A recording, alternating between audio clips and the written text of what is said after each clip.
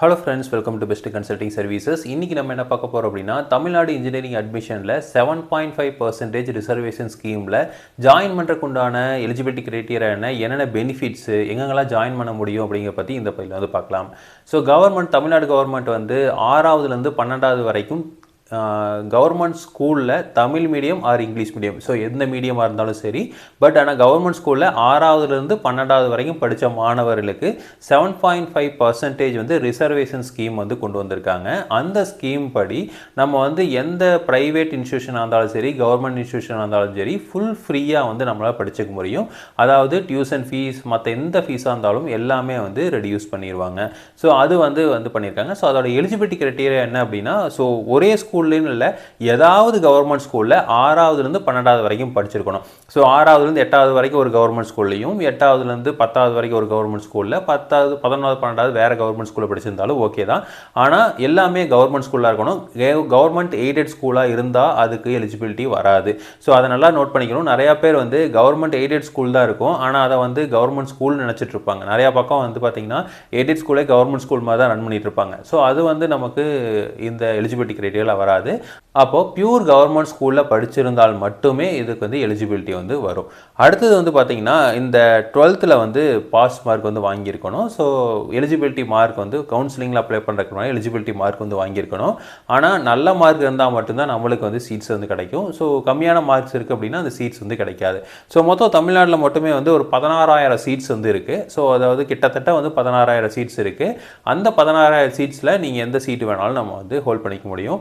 நல்ல காலேஜஸில் வேணும், டோட் 1 காலேஜஸில் வேணும் அப்படின்னா டயர் 1 காலேஜஸில் வேணும்னா நிறையா மார்க் வேணும். ஸோ கொஞ்சம் வந்து காலேஜஸில் வந்து கம்மியான ரேங்கிங்கில் இருக்க காலேஜஸ் வேணும் அப்படின்னா நமக்கு வந்து கம்மியான மார்க் இருந்தாவே வந்து போதுமானது. அடுத்தது வந்து பார்த்திங்க அப்படின்னா நம்ம வந்து இதுக்கு என்ட்ரன்ஸ் எக்ஸாமினேஷனோ இதெல்லாம் எதுவுமே கிடையாது. நார்மலான கவுன்சிலிங் எப்படி அப்ளை பண்ணுறோமோ அதே மாதிரி கவுன்சிலிங் அப்ளை பண்ணியிருந்தாவே வந்து போதுமானது. ரெண்டாவது வந்து ஃபினான்ஷியலாக வீக்கர் செக்ஷனாக இருக்கணும். அதாவது 2 லட்சம் ரூபாய்க்கு கம்மியாக வந்து வருமான சான்றிதழ் வந்து வச்சுருக்கணும்.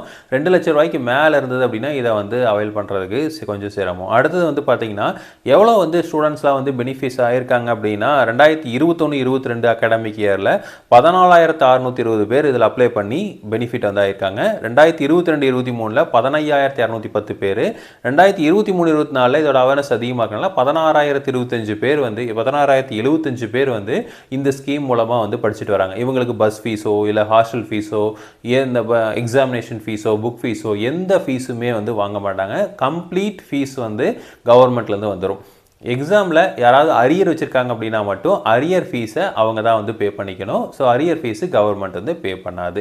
ஸோ இவ்வளோ தான் வந்து எலிஜிபிலிட்டி கிரைட்டீரியா. ரொம்ப சிம்பிள். பட் ஆனால் மார்க் வந்து நிறையா வாங்கணும். அப்போ நீங்கள் 16,000 அப்போ யாரெல்லாம் கவர்மெண்ட் ஸ்கூலில் படிச்சிருக்காங்களோ அவங்க ரேங்க் எடுத்து பார்த்தீங்கன்னா உங்களுக்கு கவர்மெண்ட் ஸ்கூலில் 16,000 ரேங்க்குள்ளே இருக்குது அப்படிங்கிற பட்சத்தில் ஈஸியாக வந்து நம்மளால் பண்ணிக்க முடியும்.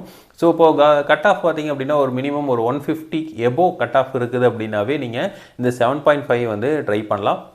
ஓரளவுக்கு மீடியமான ரேங்கிங் உள்ள காலேஜஸ் வந்து கிடைக்கும். 180 எபோவ் இருக்கீங்க அப்படின்னா ஓரளவுக்கு ரேங்கிங் நல்ல ரேங்கிங் உள்ள காலேஜஸே வந்து கிடைக்கும்.